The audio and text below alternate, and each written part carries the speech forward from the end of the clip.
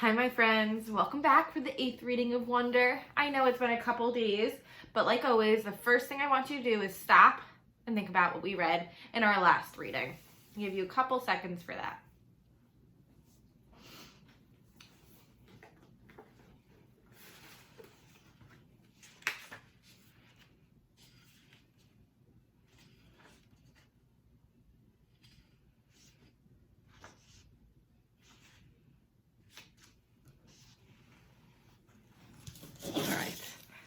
So, last reading, it was still Augie's first day, or he was just getting home from his first day of school.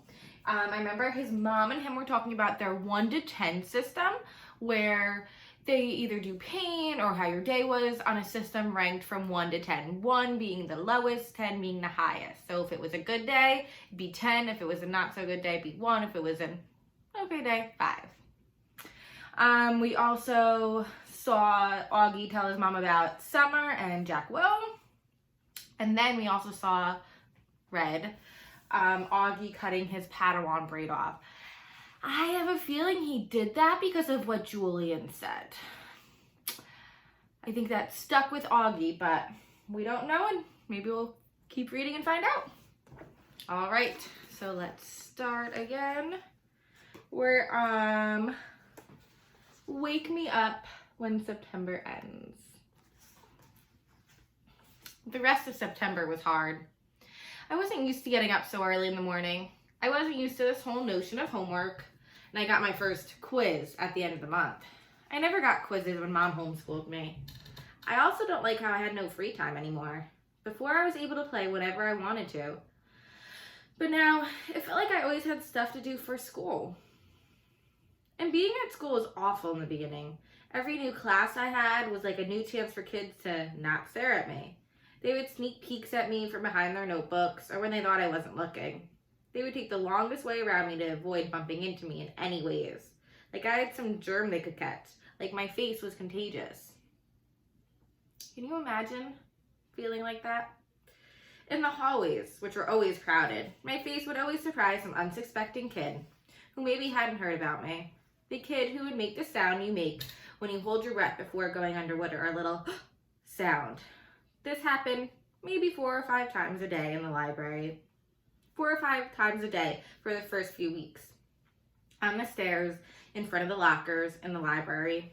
500 kids in a school. Eventually, every one of them was going to see my face at some time. And I knew after the first couple of days that word had gotten around about me. Because every once in a while, I'd catch a kid elbowing his friend as they passed me, or talking behind their hands as I walked by them. I can only imagine what they were saying about me. Actually, I prefer not to even try to imagine it. I'm not saying they were doing any of these things in a mean way. By the way, not once did any kid laugh or make noises or do anything like that. They were just being normal, not nice kids. I know that. I kind of wanted to tell them that. Like, it's okay. I know I'm weird looking. Take a look. I don't bite. Hey, the truth is, if a Wookiee started going to school all of a sudden, I'd be curious. I'd probably stare a bit. And if I was talking with Jack or Summer, I'd probably whisper to them, hey, there's this Wookiee. And if the Wookiee caught me saying that, he'd know I wasn't trying to be mean. I was just pointing out the fact that he's a Wookiee. It took about 1 week for the kids in my class to get used to my face. These were the kids I'd seen every day in all of my classes. It took about 2 weeks for the rest of the kids in my grade to get used to my face. These were the kids I'd see in the cafeteria, yard time, PE, music, library, and computer class. It took about a month for the rest of the kids in the entire school to get used to it. There were kids in all the other grades. They were big kids, some of them. Some of them had crazy haircuts. Some of them had earrings in their noses. Some of them had pimples. None of them looked like me. I love the way Augie looks at it. Like, hey, they're not doing it to be mean, but he knows. He knows they're doing it because it's something. Like a Wookiee. If a Wookiee was there, you'd be like, what's going on? He knows they're not doing it to hurt his feelings, which is awesome, I think, of Augie. Jack Will. Ooh. I hung out with Jack in homeroom. English, history, computer, music, and science, which were all the classes we had together. The teachers assign seats in every class, and I ended up sitting next to Jack in every single class. So I figured either the teachers were told to put me and Jack together, or it was totally an incredible coincidence. I walked to classes with Jack, too. I know he noticed kids staring at me, but he pretended not to notice. One time, though, on our way to history, this huge 8th grader who was zooming down the stairs 2 steps at a time accidentally bumped into us at the bottom of the stairs and knocked me down. As the guy helped me stand up, he got a look at my face, and without even meaning to, he just said, "Whoa," and he patted me on the shoulder like he was dusting me off. I took off after his friends. For some reason, me and Jack started cracking up. "That guy made the funniest face," said Jack as we sat down at our desk. "I know, right?" I said. He was like, "Whoa." I swear, I think he wet his pants. We were laughing so hard as a teacher, Mr. Roche, had asked us to settle down. Later, after we finished reading about how ancient Sumerians built sundials, Jack whispered, "Do you ever want to beat those kids up?" I shrugged. "I guess. I don't know." "I'd want to. I think you should get a secret squirt gun or something and attach it to your eyes somehow. And every time someone stares at you, you would squirt them in the face. With some green slime or something," I answered. No, with slug juice mixed with dog pee." "Yeah," I said, completely agreeing. "Guys," said Mr. Roche from across the room, "people are still reading." We nodded and looked down in our books. Then Jack whispered, "Are you always going to look this way, August? I mean, can't you get plastic surgery or something?" I smiled and pointed to my face. "Hello, this is after plastic surgery." "Dude, you should sue your doctor," he answered in between giggles. "Oh, wait. Jack clapped his hand over his forehead and started laughing hysterically. "Dude, you should sue your doctor," he answered between giggles. The time the two of us were laughing so much we couldn't stop, even after Mr. Roche came over and made us both switch chairs with the kids next to us. Mr. Brown's October Precept. Mr. Brown's precept for October was, "Your deeds are your monuments." He told us that this was written on the tombstone of some Egyptian guy that died thousands of years ago. Since we were just about to start studying the ancient Egypt in history, Mr. Brown thought this was a good chance for a precept. Our homework assignment was to write a paragraph about what we thought this precept meant, or how we felt about it. This is what I wrote. "This precept means that we should be remembered for the things we do. The things we do are the most important things of all. They are more important than what we say or what we look like. The things we do outlast our morality. The things we do are like monuments that people build to honor heroes after they've died. They're like the pyramids that the Egyptians built to honor their pharaohs. Only instead of being made out of stone, they're made out of the memories people have of you. That's why your deeds are like your monuments, built with memories instead of with stone." That's pretty awesome.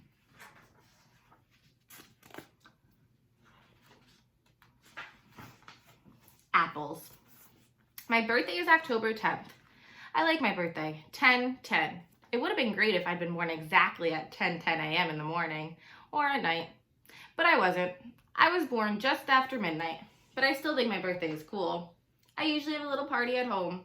But this year I asked Mom if I could have a big bowling party. Mom was surprised, but happy. She asked me who I wanted to ask for my class. And I said everyone in my homeroom, plus Summer. "That's a lot of kids, Augie," said Mom. "I have to invite everyone because I don't want anyone to get their feelings hurt if they find out other people are invited and they aren't, okay?" "Okay," Mom agreed. "You even want to invite the what's the deal kid?" "Yeah, you can invite Julian," I answered. "Geez, Mom, you should forget about that already." "I know, you're right."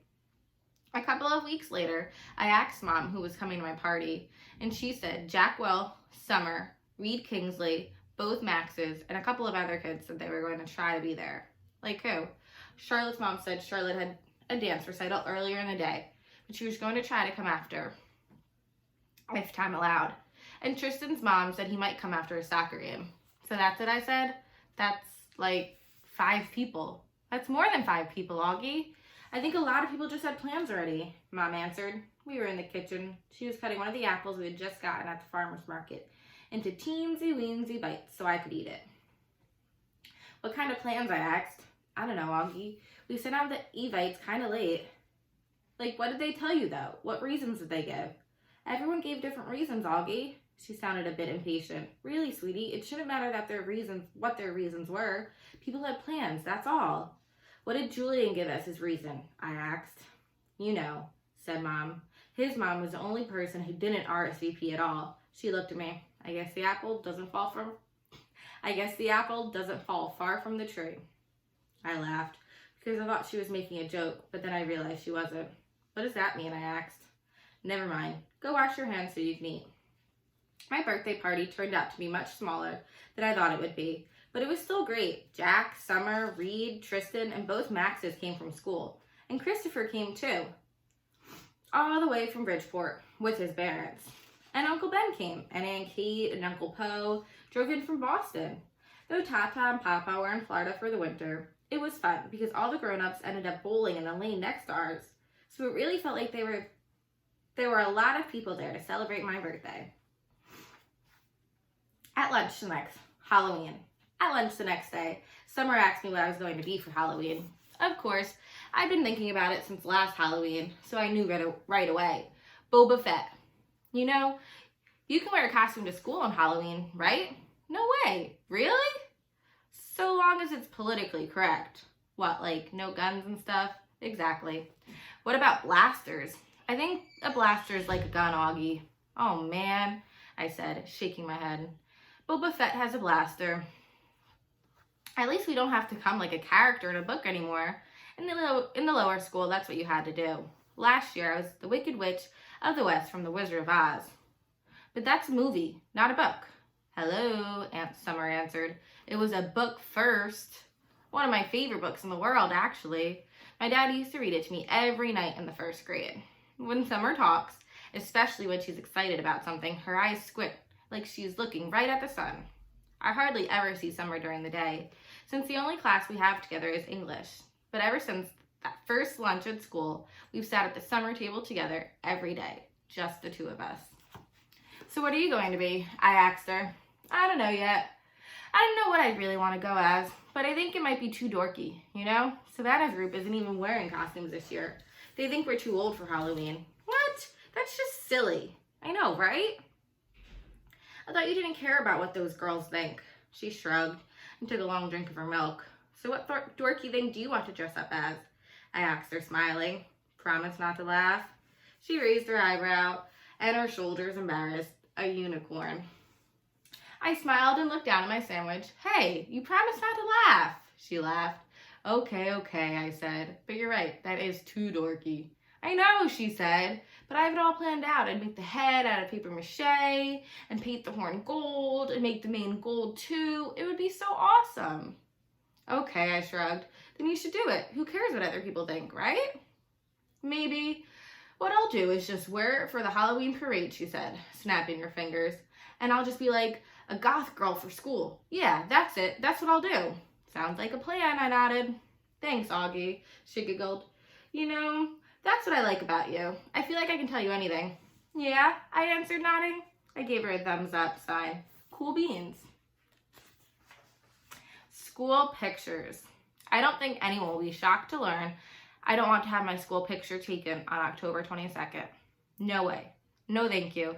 I stopped letting anyone take pictures of me a while ago. I guess you could call it a phobia. No, actually, it's not a phobia, it's an aversion, which is a word I just learned on Mr. Brown's class. I have an aversion to having my pictures taken. There, I used it in a sentence. I thought Mom would try to get me to drop my aversion to having my picture taken for school, but she didn't. Unfortunately, while I managed to avoid having the portrait taken, I couldn't get out of being a part of the class picture. Ugh, the photographer looked like he had just sucked on a lemon when he saw me. I'm sure he thought I ruined the picture.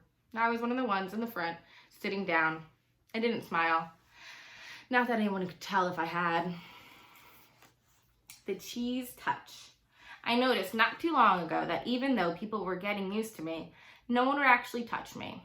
I didn't realize this at first because it's not like kids go around touching each other that much in middle school anyway. But last Thursday in dance class, which is like my least favorite class, Mrs.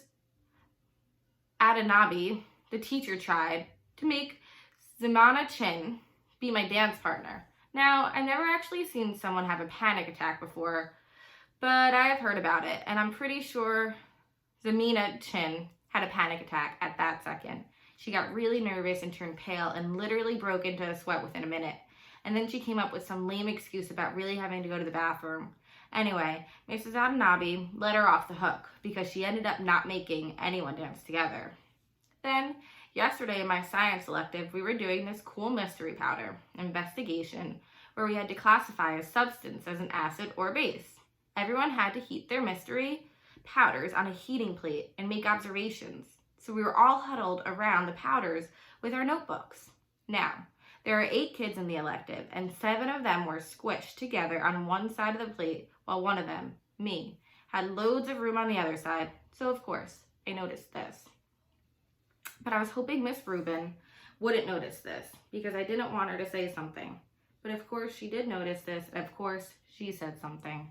Guys, there's plenty of room on that side, Tristan. Nino, go over there, she said. So Tristan and Nino scooted over to my side. Tristan and Nino have always been okay nice to me. I want to go on record as saying that. Not super nice, like they go out of their way to hang out with me, but okay nice. Like they say hello, they talk to me like normal, and they didn't even make a face when Miss Rubin told them to come to my side, which a lot of kids do when they think I'm not looking. Anyway, everything was going fine until Tristan's mystery powder started melting. He moved his foil over the plate just as my powder began to melt too, which is why I went to move mine off the plate, and then my hand accidentally bumped his hand for a fraction of a second.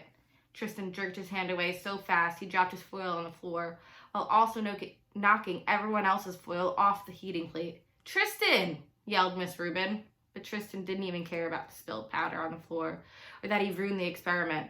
What he was most concerned about was getting to the lab sink to wash his hands as fast as possible. That's when I knew, for sure, that there was this thing about touching me at Beecher Prep. I think it's like the cheese touch in A Diary of a Wimpy Kid. The kids in that story were afraid they'd catch the cooties if they touched the old moldy cheese on the basketball court. At Beecher Prep, I'm the old moldy cheese. So, how do you think school's going for Augie? I think it's going pretty good. Besides that, I think he has a good friend, Summer, and I think he has another good friend, Jack Will. Let's see what goes on with this cheese touch. Have a great night, my friends.